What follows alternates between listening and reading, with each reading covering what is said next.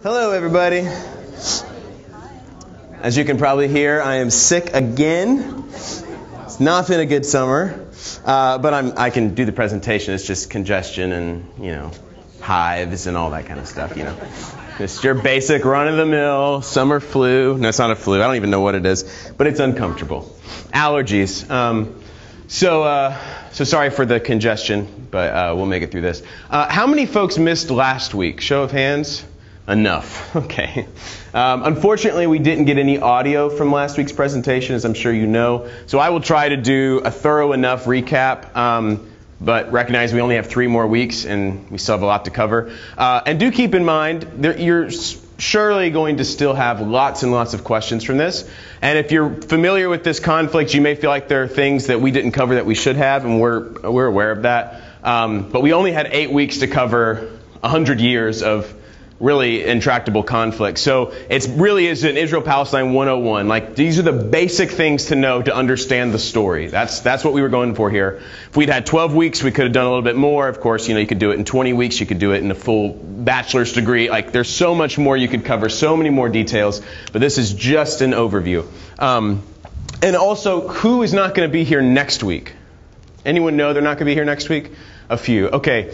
Well, I'm going to go ahead and pass this around then.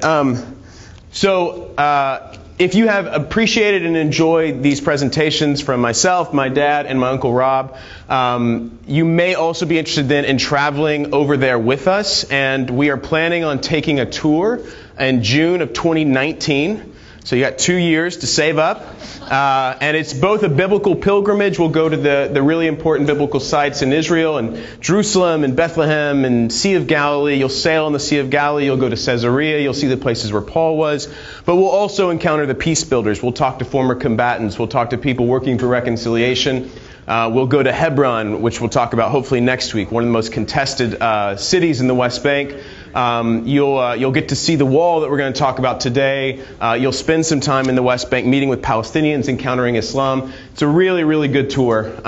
So if you are interested in staying informed about that, I forgot to bring my actual sign-up sheet. But for those who aren't going to be here next week or the week after, I don't want to risk missing you. So I'm just going to pass around this cheap little pad and just write your email on it, if you will. That's all I'll need. I'll add it to our email list, and you can stay in touch that way. So I'm going to start it here. If you're going to be here the next couple of weeks, you can either fill it out or you can wait till we have a more official one. But if you'd like to stay informed about that, please do sign up there. Okay. And if anyone has a cough drop, I would be really grateful. Look at all these folks. I think we've got one right here. Oh, they got one right there. Thank you so much. Delightful people. Okay. Whew, wasted enough time. Here we go. All right. Can you still understand me if I talk with a cough drop in my mouth?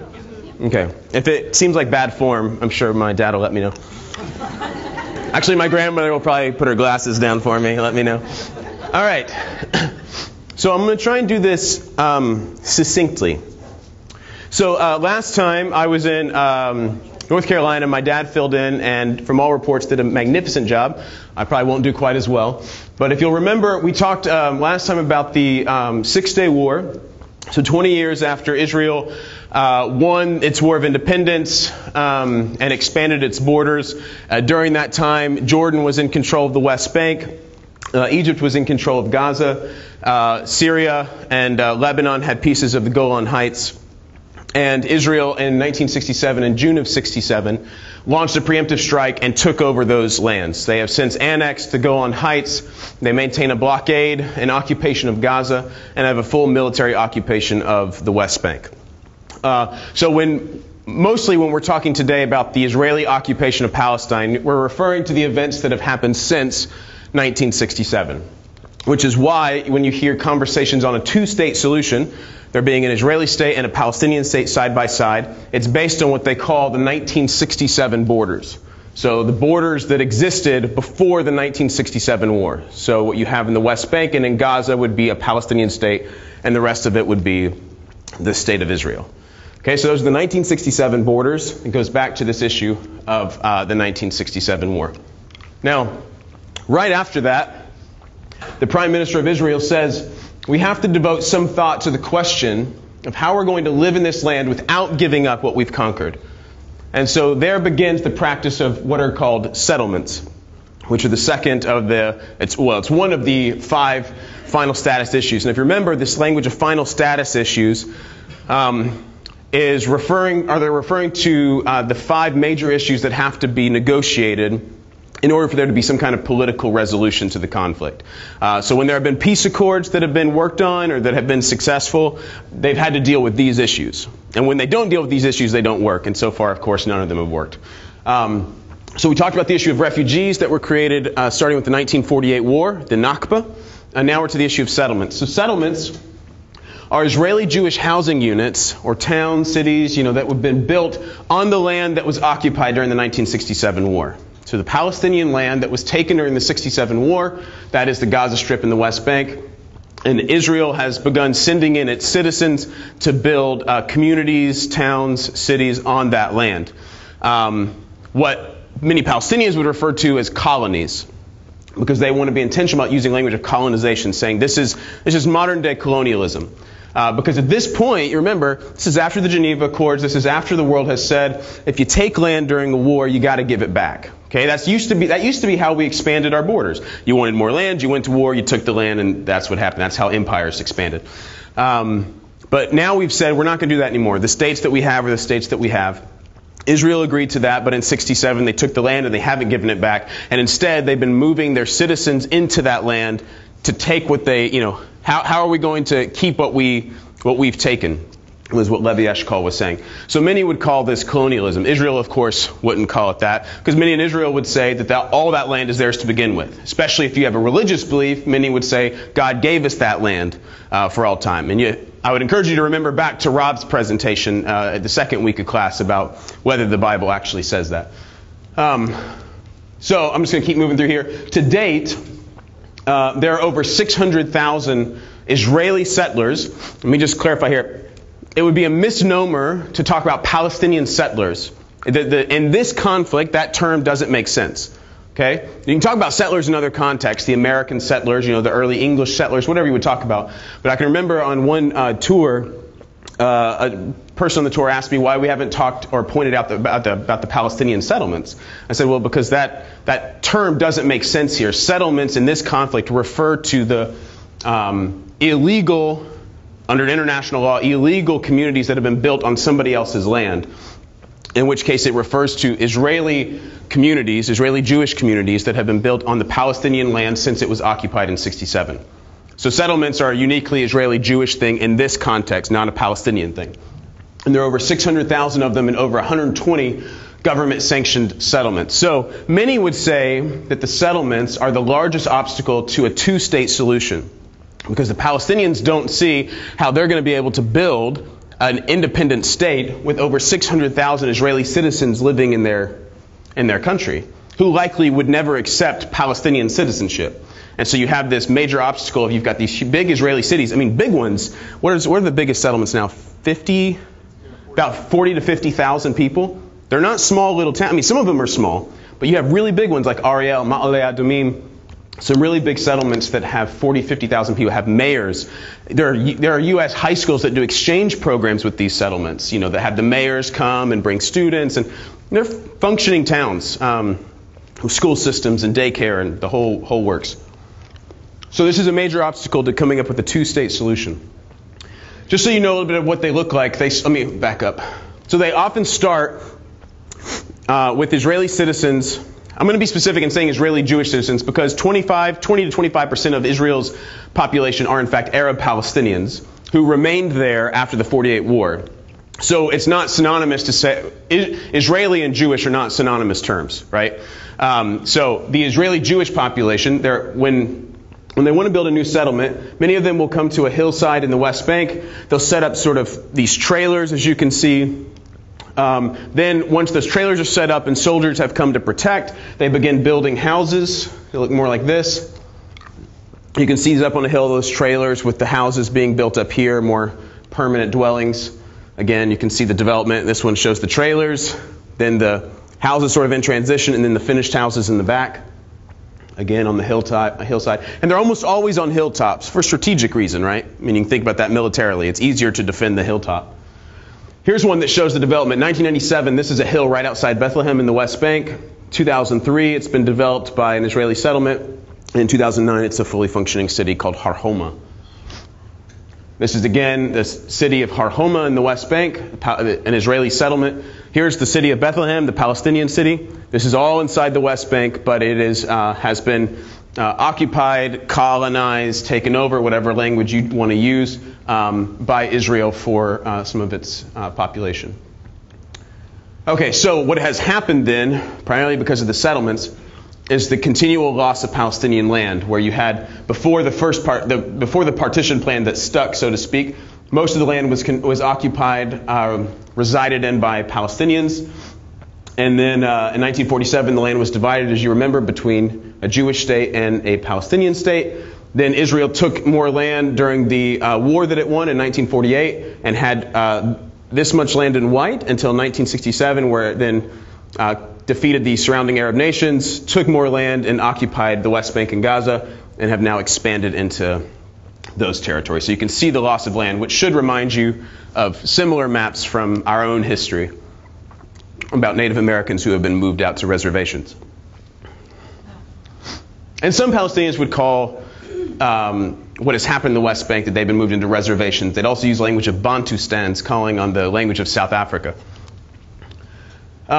So, after the occupation begins, the Palestinians issue a national charter. It's the first of its kind, to my knowledge, which basically says, we don't recognize this whole partition thing. It's not real. It's not fair. We didn't agree to it. All of Palestine, as it was under the British, is indivisible. You can't divide it. And we're going to resist this with armed force. And armed force is the only way to liberate our homeland. And so you really have here the birth of what we would call Palestinian terrorism. This is when it starts. So I remember one person, when I was speaking at church, asked me, why wasn't I talking about the fact that the settlements were a response to Palestinian terrorism?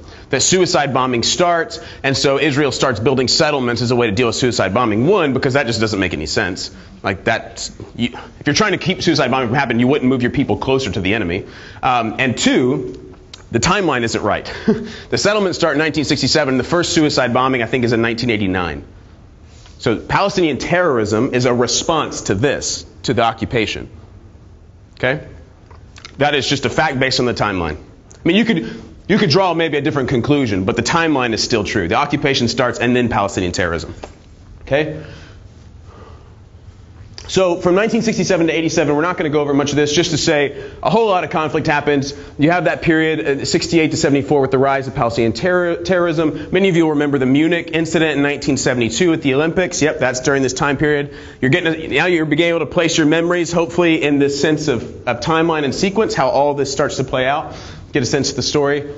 And all this leads up to the first Intifada. An intifada is an Arabic word that means a shaking off.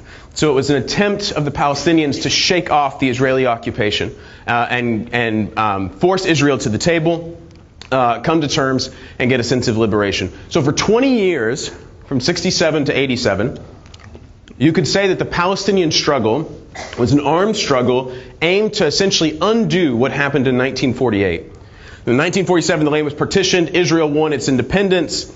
It beat the surrounding Arab nations. It took more land. And the struggle of the Palestinians for 20 years was to undo all of that. They wanted the whole land back. Remember that the partition, the division of the land is impermissible.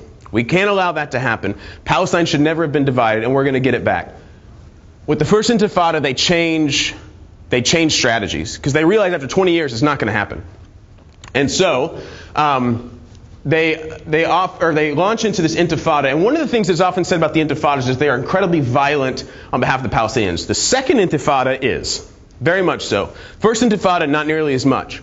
This is primarily an unarmed, almost sort of a civil rights sort of movement. Now, there is violence to it. You can see this last line, let the stones of the uprising and the Molotov cocktails pour down on the soldiers.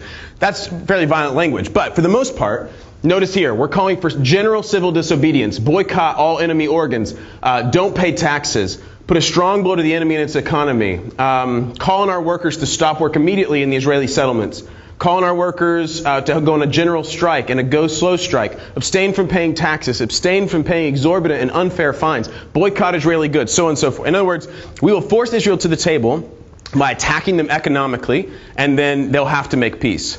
And it works, right? Because what happens right after that is that I'll get to that in a minute, you end up getting to the Oslo Accords in 1993, which I'm sure many of you will remember were the famous picture of Bill Clinton facilitating the handshake between Yitzhak Rabin and Yasser Arafat on the White House lawn. So that was the aim of the First Intifada.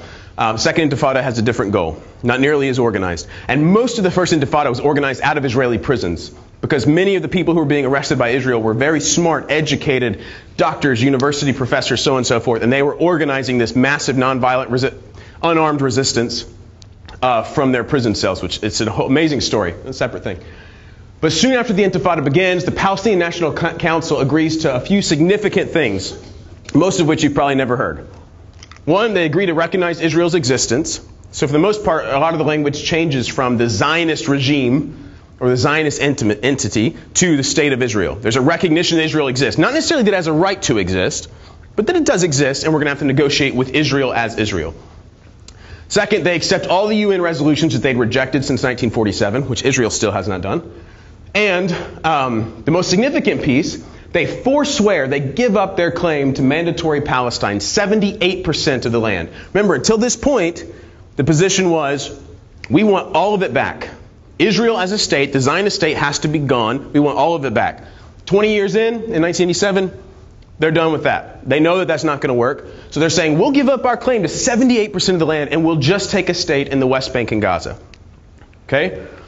So the whole myth that the Palestinians have never agreed to give up their claim to the land, that they just want all the land back, it's just not true. There will be some, sure, there'll be some within Palestine who would say, we want all the land back. It's never going to happen.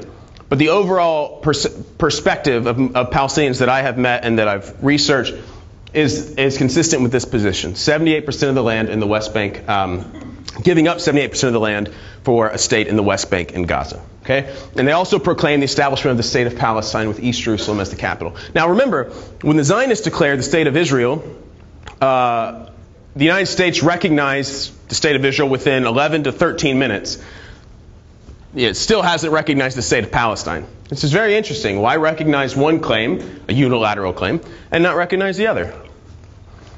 So, at the same time that this happens, where you have the PLO recognizing or forswearing claim to mandatory Palestine, giving up its claim to most of the land, you then have a reaction by another group, which would be Hamas. So Hamas is a branch off of the Muslim Brotherhood out of Egypt. I think that was in Gaza at the time. And so they are offering this contrast to the PLO. Let me show you here. So listen to the language. Hamas believes that the land of Palestine has been an Islamic region area throughout the generations, and until the day of resurrection, no one can renounce it or part of it or abandon it or part of it. Hamas regards nationalism as part and parcel of the religious faith. It's a truth not to be questioned, and renouncing any part of Palestine means renouncing part of the religion. You can hear how that's pretty much a direct reaction to what the Palestinian National Council does. They say, our strategy is not working, we're going to give up claim to 78% of the land, and Hamas says, that's not what we're going to do. Because this land is part and parcel of our faith, and if you're going to renounce it, you're basically renouncing our faith, which makes you not as true Muslims. So we're going to engage in what Hamas would call religious war. I suspect, at least at the beginning, they would use that language, to take back, to react against the PLO and say we're now the new fighters for Palestinian liberation. Now, as you'll remember, they do in fact get elected in 2006, in great part because they're also known within Palestine as doing significant relief work. They're building hospitals, they're building schools. So they sort of had a humanitarian platform among their people and were elected more or less, I think, on that platform, and also by some who were disillusioned with the peace process, who wanted to see something else happen because the peace process wasn't working. There's a lot more we could say about Hamas, but just know that Hamas emerges at this time in reaction to the Palestinian leadership at that time, the primary Palestinian leadership, changing tactics and agreeing to give up much of their claim to historic Palestine. Okay, we're getting close to being caught up. So the First Intifada ends with the Oslo Peace Accords, which were set up for Palestinian self-rule. This is September of 1993. And the PLO renounces violence and recognizes Israel's right to peace and security. And Israel recognizes that the Palestinian Liberation Organization, the PLO, is the representative of the Palestinian people. So here's essentially what the early Oslo Accords, the Declaration of Principles, did.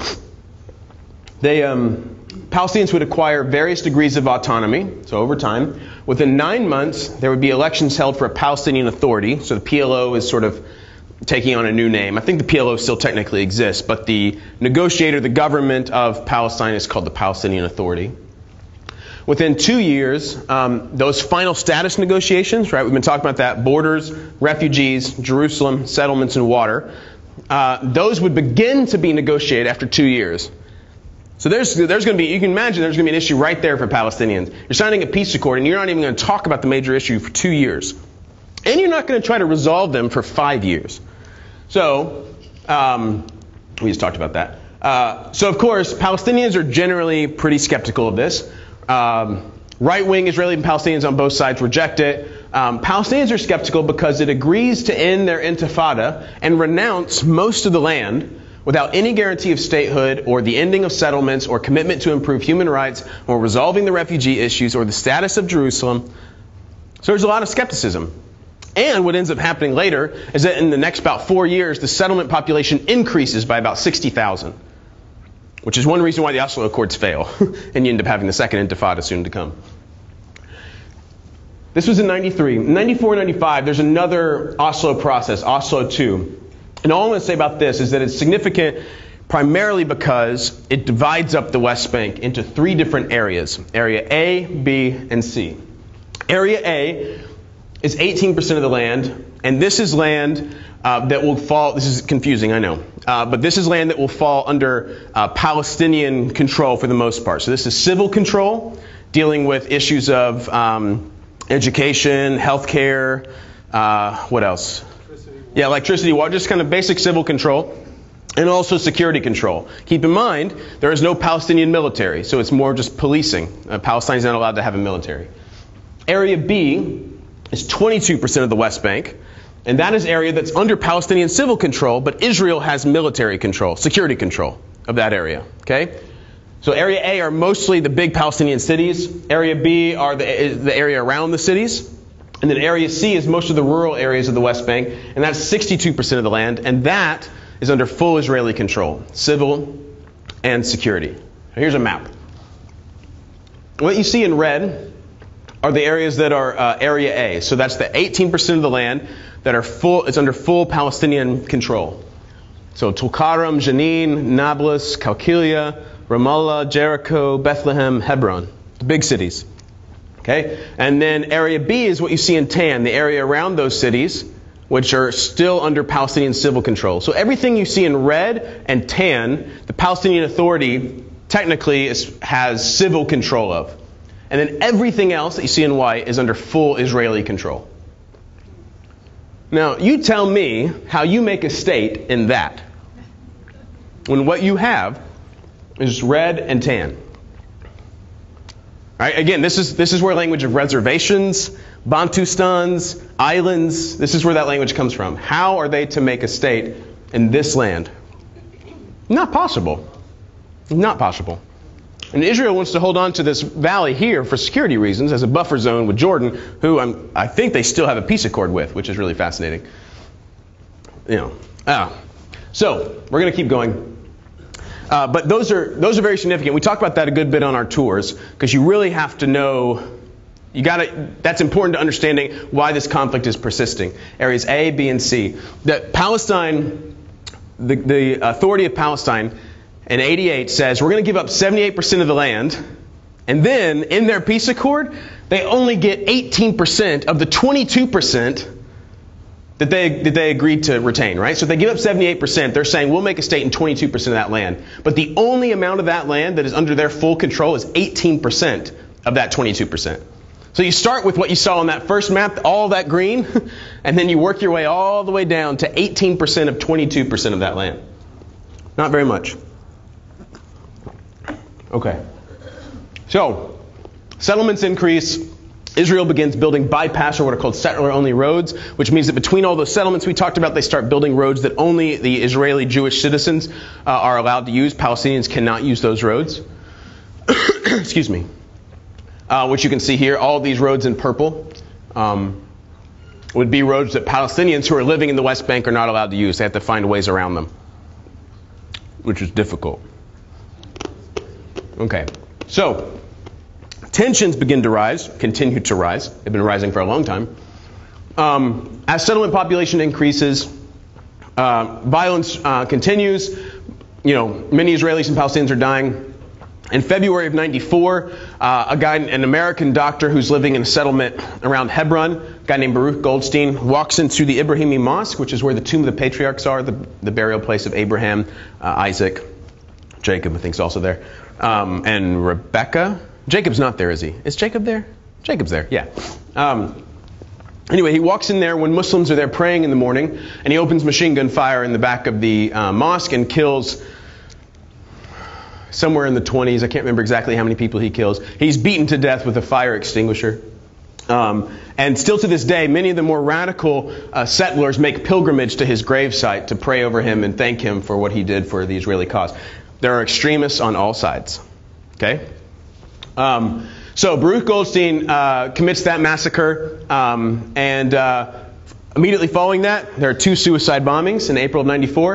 In 1995, the Prime Minister of Israel, Yitzhak Rabin, is assassinated by a settler, by one of his own, not by a Palestinian, by a settler who did not want to be making peace with the Palestinians. So he killed his Prime Minister in 1995. In 1996, Shimon Peres, who I believe was the new Prime Minister at the time, orders the assassination of a Hamas leader who had masterminded many of these suicide attacks. So then 6 suicide attacks follow in retaliation for that, and it just, the spiral of violence continues. Okay?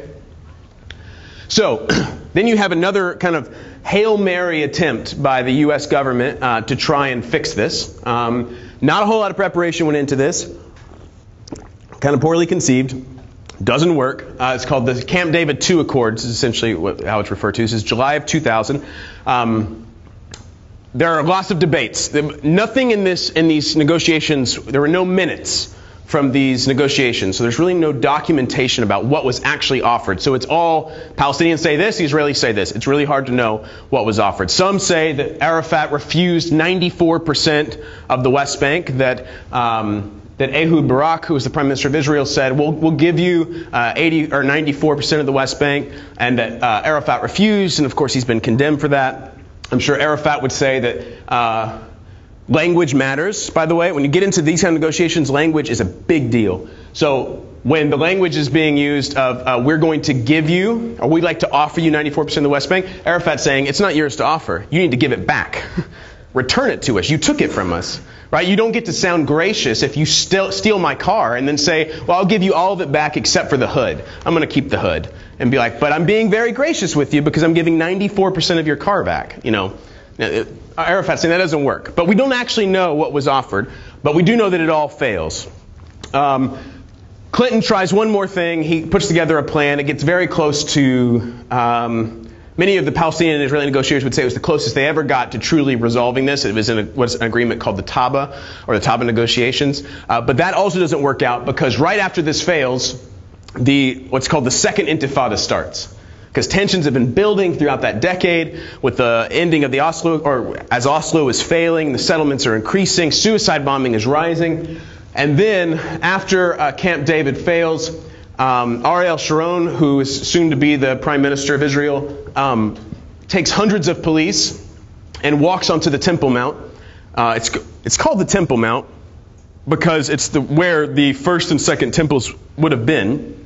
But it is now, it's more of a Muslim area at this point in terms of the third most holy site in Islam, the Al-Aqsa Mosque, sits here, and then a shrine called the Dome of the Rock sits here, both of which are Muslim sites. So you're not going to really meet a Muslim who's going to call it the Temple Mount.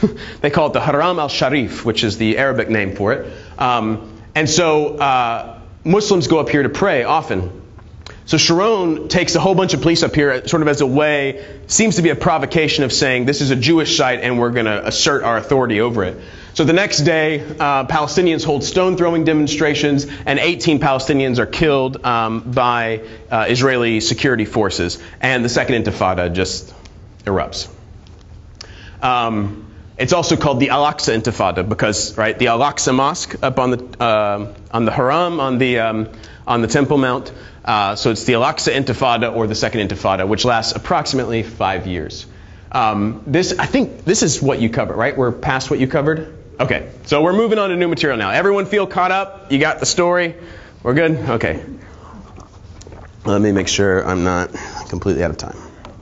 Okay, so we now have this large period of, or an intense period of suicide bombing. Wasn't happening in the first Intifada, right? That was targeting the economic, Israel's economy. And now we've moved into a period of suicide bombing, where you go from the first one in about 89 to the Baruch Goldstein era with 5 bombings, 8, 12, and then the Second Intifada starts, 40 bombings, 47 bombings, 23 bombings, 47 bombings, right? That's almost one suicide bombing a week. Can you imagine that? I mean, I remember listening to a podcast of an Israeli journalist who talked about being a parent at this time. And he said, I had teenagers at that time.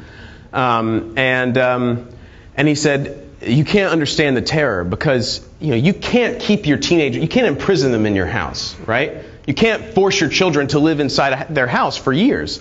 You have to let them go out. But when they go out, where do they go? They go to the pizza parlors. They go to the dance clubs. They ride the buses. They go to the coffee shops. And where were many of those suicide bombings taking place? On the buses, in the pizza parlors, in the coffee shops, right? So every time, that you can't keep your kids at home, but every time you let them out, you are very much aware that they may never come back. And that is in fact what happened to a friend of mine named Rami El-Hanan, who's an Israeli graphic designer.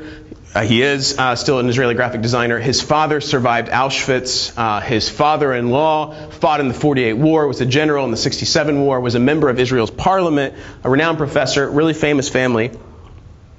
And his 14-year-old daughter went out with her friends. He and his wife heard that there was a suicide bombing, and immediately you start wondering, where are your kids? So they start running through the streets trying to find his daughter Smadar. Can't find her anywhere. After hours and hours of looking and running, they have to go to the morgue. And they go to the morgue, and he told me, he said, and then when you walk into the morgue, you see that sight which you will never forget for the rest of your life, when that finger of death finally turns around and is pointing straight in your eyes. And he said, my whole world basically exploded into 1,000 pieces.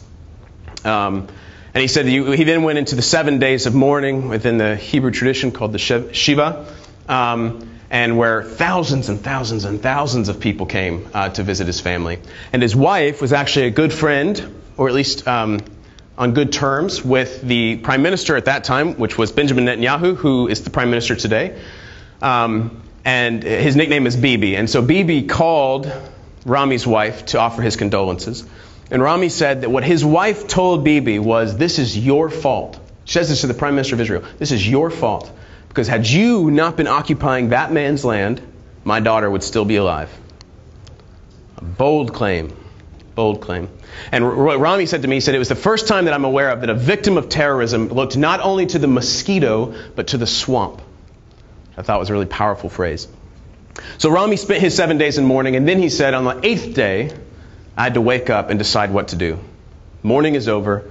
Now we have to do something. And I have a choice. Do I pursue revenge and retaliation, or do I find something different? And he's now the leader of an organization called the Parent Circle Families Forum, which are bereaved Israeli and Palestinian families who are working for reconciliation on the common experience of losing loved ones.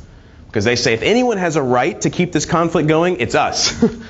But it's precisely because of our pain that we can find common ground with the other, and it's because we don't want anyone else to ever feel this kind of pain that we work for peace. So just a couple of stories about very real terrorism, right? This is terrorism.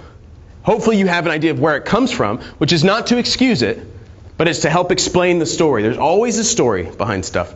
And how did this come about? And now you have an experience with that. So you can see some of the aftermath of some of these suicide bombings. Do I want to deal with this? No, I'm not going to deal with this.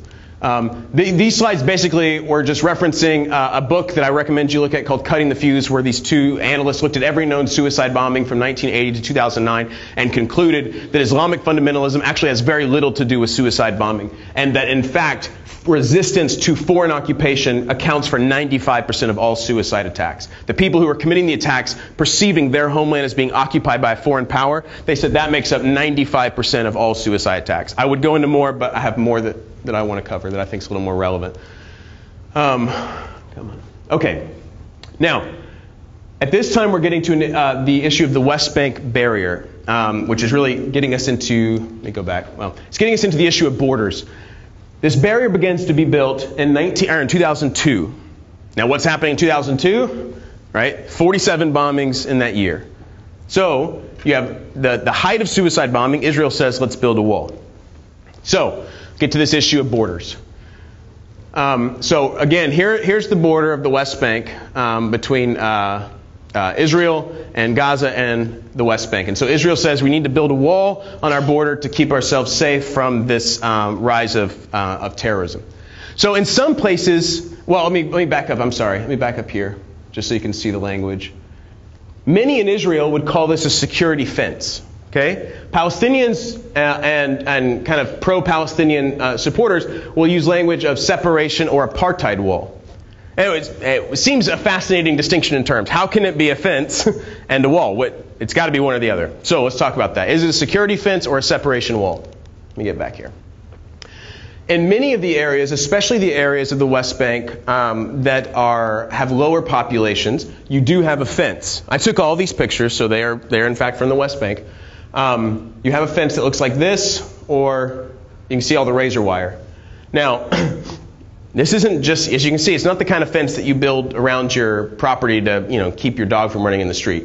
This is an electrified razor wire fence. In fact, I used to be a volunteer out at Riverbend Maximum Security Prison, and I was told that the name of the fence that surrounds the prison is called an Israeli security fence.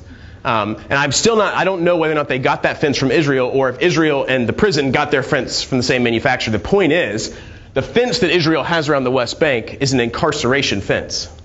It serves the same purpose that U.S. prisons use it for the same reason.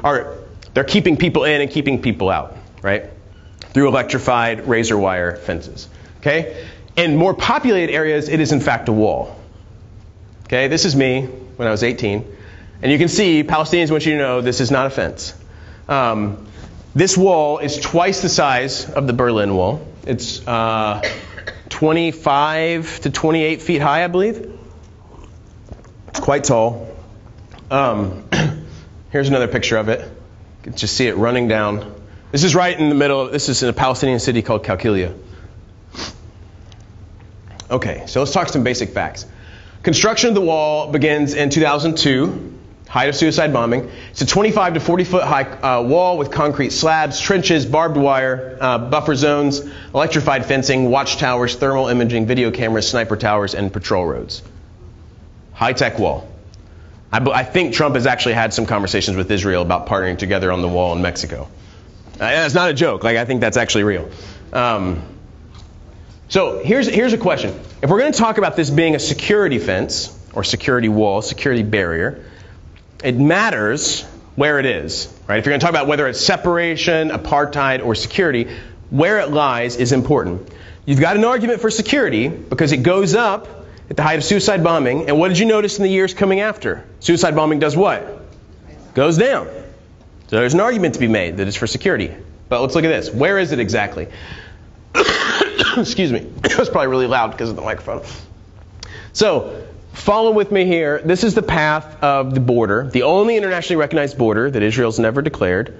The green line border, 67 borders. You can see it. Everyone got it in black there? Now, on the next slide, you're going to see a line in blue. And the blue line represents the path of the wall. Okay, ready? Here's the border. Right? Now look up here. Follow my red laser pointer. Here's the border. You see the wall? Here's the border. The wall. Here's the border. Right here. Look at this. Here's the border. Here's the border. There's the wall.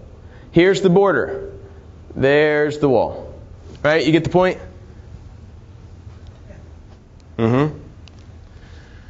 So, total length of this wall is 420 miles. The barrier, the wall and the fence, the barrier, 420 miles. That is twice the length of the actual border. So, the barrier that they've built for security's sake is twice the length of the actual border that they're trying to protect. And only 14% of it will actually be on the border, while 86% is inside the West Bank. This would be akin to Trump saying we're going to keep the Mexican immigrants from coming in, and to do that we will build a wall around Juarez and Mexico City and then back up to the border. We'll put about 14% of it actually on the border, but most of it will go into Mexico. Hopefully most of us would have some issues with that, and we would begin to wonder, are you actually interested in keeping immigrants out, or are you trying to take some Mexican land? Is there something about that land that you want? Norman Finkelstein, who is a Jewish historian and researcher, puts it this way. He says, look, in New York City, property laws are very specific. They're very narrow.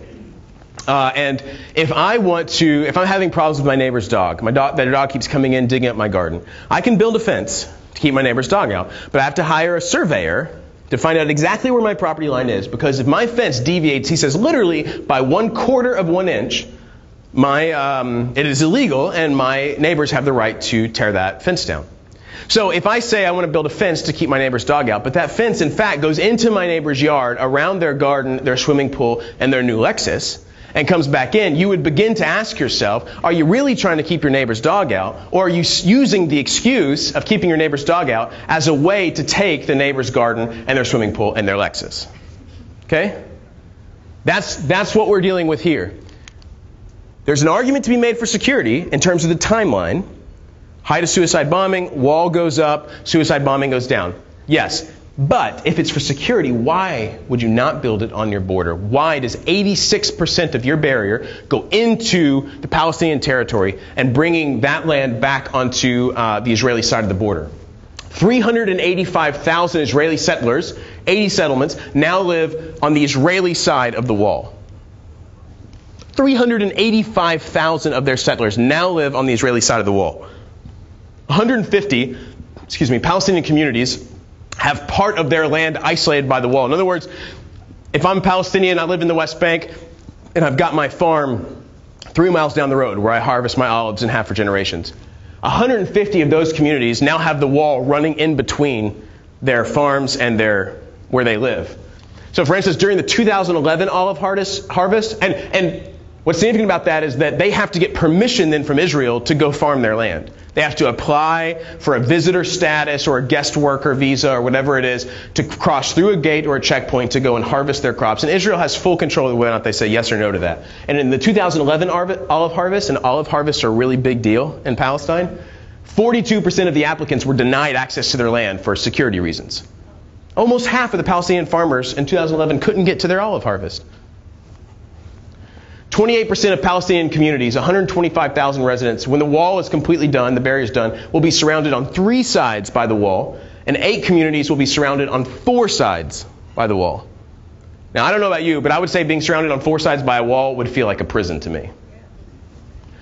And they're connected to the West Bank by a road or a tunnel, which Israel would control. The cost of all this is $3.7 million per kilometer, $4 billion total. And had they actually built it along their border, they would have saved about $1.7 billion. You want to guess who funded most of that? If you go to Bethlehem, do I have any pictures of this? Yes. In Bethlehem, here's what Palestinians have let us know. They stamped graffiti. If you can't read it, it says "Made in the USA." And so it's a very spiritual thing when you go to Bethlehem to see the place of Jesus, and you're reminded about your own complicity in systems of control and oppression. Israel, and the wall has essentially become a canvas for prophetic artwork from Palestinians. Israel, have you become the evil you deplored? I have a dream, and this is not part of that dream. This is one of my favorites. This is Lady Liberty holding Handala. Handala is a very famous Palestinian cartoon that symbolized the refugees. He's a refugee child who, in all the cartoons, is looking with his hands behind his back, looking back toward the motherland of Palestine, longing to go back. These cartoons were so politically charged that the cartoonist was assassinated in London. For some reason, people think if you want to quiet someone down, you kill them. It only makes them louder, right? It only draws attention to them. It's a fascinating thing. So this is Handala. This is a figure of Palestinian refugees, the symbol of returning to their land. And Lady Liberty, the symbol of freedom and opportunity, is weeping over this fallen Handala. That's a beautiful image. Okay. I have so much more to cover. You did this map, right? You didn't? Oh, okay, we got to do this then. Okay, so this is a little interactive map to show you more of the land restrictions within the West Bank. So here in tan, we now have areas A and B. Everything in gray would be area C. So everything in gray is controlled by Israel. All the purple that's just shown up are are Israeli settlements. Okay, so these are the Israeli cities inside the West Bank. Everything that's popping up now in red are Israeli military closed areas and 48 military bases. So Palestinians can't access these areas either. They're closed military zones. If you're interested, there's a fantastic documentary called 5 Broken Cameras, which is about a Palestinian living in a city near Ramallah called Be'elim. And he gets a camera to film the birth of his son. His third or fourth son, and at the same time that his son is born, Israel starts building a settlement and the wall through his community's olive groves. So his community begins launching years of nonviolent protests every Friday, and he just goes out and films all of it. It's just raw footage. There are no interviews. It's just him filming what happens. It's unbelievably powerful. Israel destroys 5 of his cameras. That's why it's called 5 Broken Cameras. They keep shooting them and smashing them to keep him from filming. And at one point, he's in his home inside the West Bank. He gets a knock on the door in the middle of the night. He turns on his camera. He walks to the door. And it's an Israeli soldier standing there. And the soldier basically reads him this order. And he says, this area has been declared a closed military zone. This is like 2 in the morning.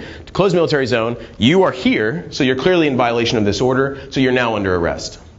Right? No notification had been given before. He just shows up in the middle of the night as an excuse to arrest this guy who's filming all this. And they put him in house arrest inside Israel for at least a month. So these are the kinds of things that can happen, right? You can just declare a zone, military commander of the West Bank, and say this is a closed military zone. Anyone inside of it is in violation of that and should be arrested. Then you have nature reserves. This is very clever. One of the things that Israel did when I was there in 2012 was that they declared a national park to be built near a Palestinian village right outside of Jerusalem called Silwan, and they declared the area around it to be a national park, which in the news looks great. Israel's building national parks. But when you start looking at where it goes in, they build it right next to a Palestinian village, which means the Palestinian village cannot grow, right? Because they can't build in a national park. It's a very clever way of controlling the Palestinian population. So then you have the West Bank barrier, which is coming through here.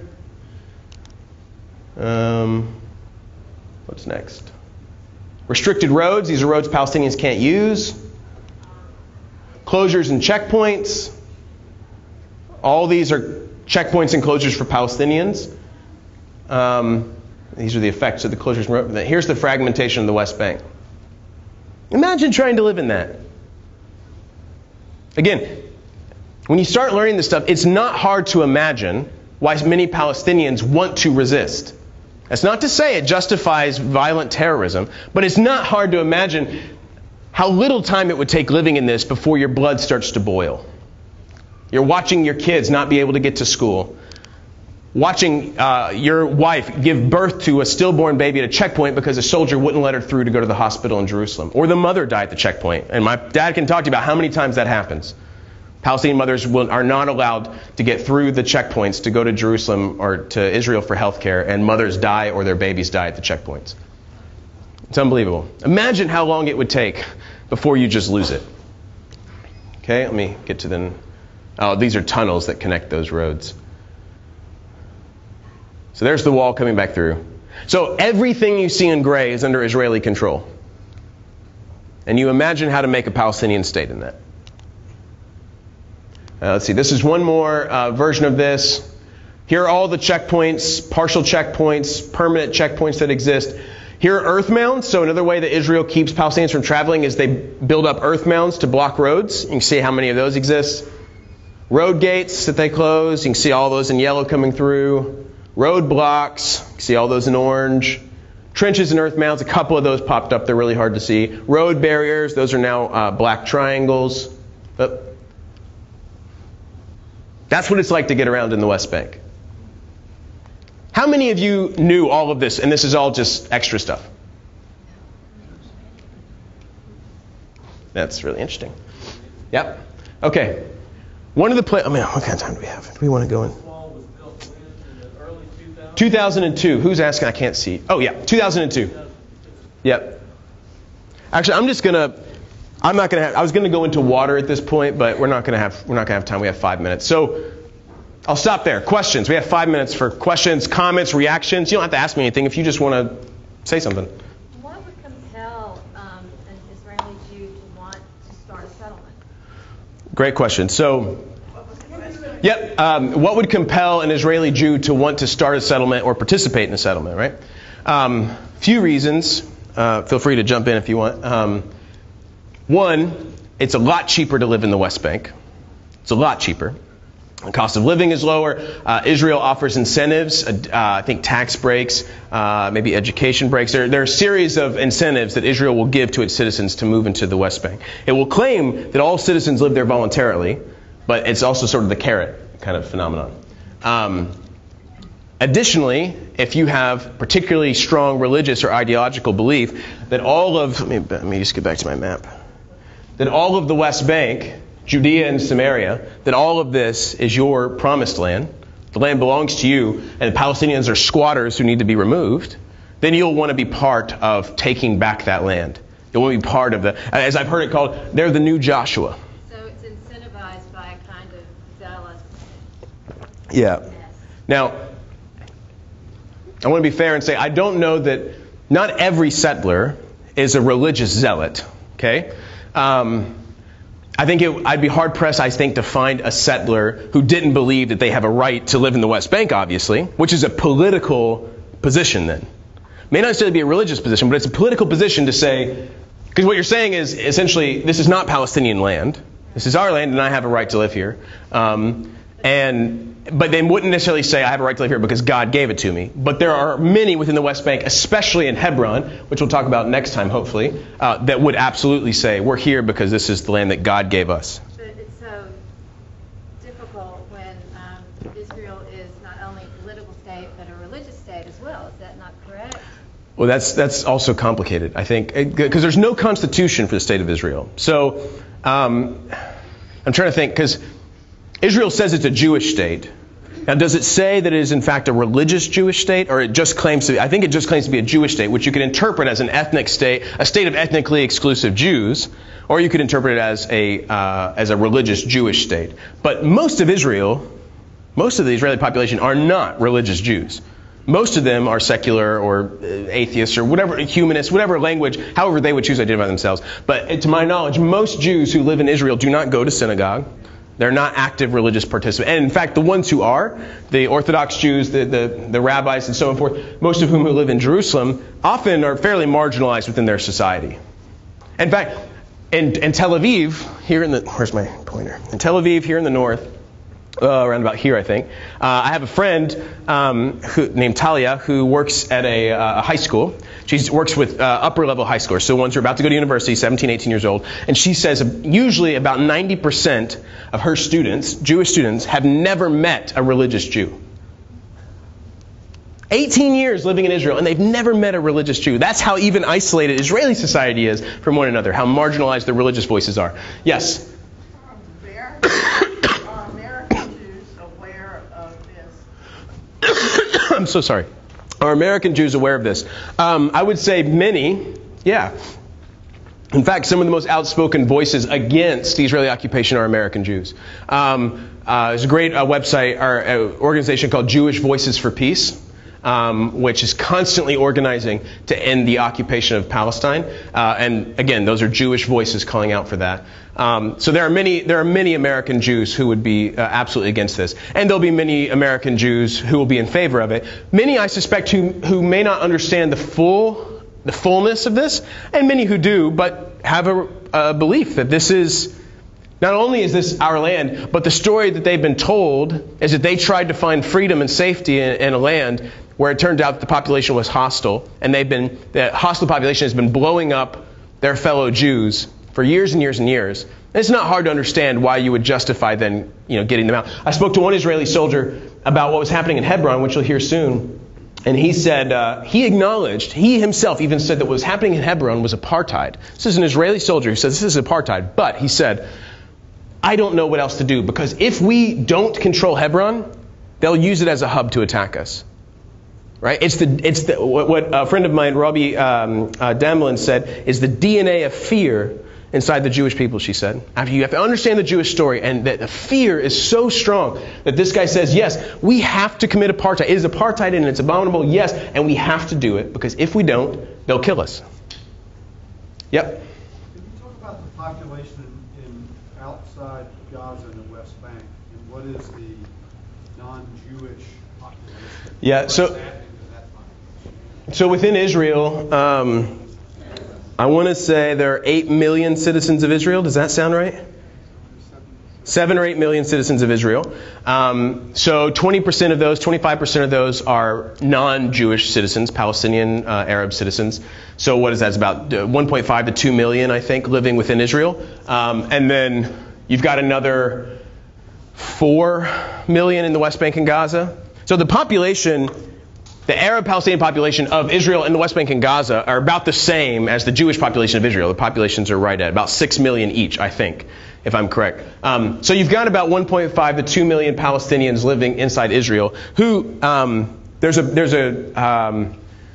a book by a guy named Elon Pape. I think it's called The Forgotten Palestinians or something like that, but it's about what the lives of Palestinians in Israel are like, because they're often overlooked. The focus is on the Palestinians, primarily in the West Bank, and more in Gaza.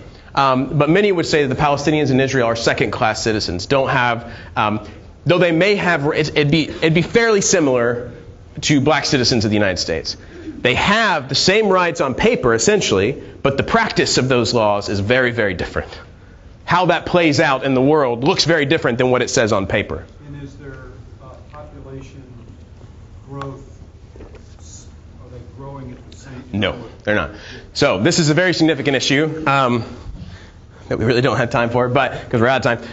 The short answer to that is Palestinian population rate is growing faster than based on all the research that I've done, I've heard only one objection to this, and everything else supports what I'm about to say.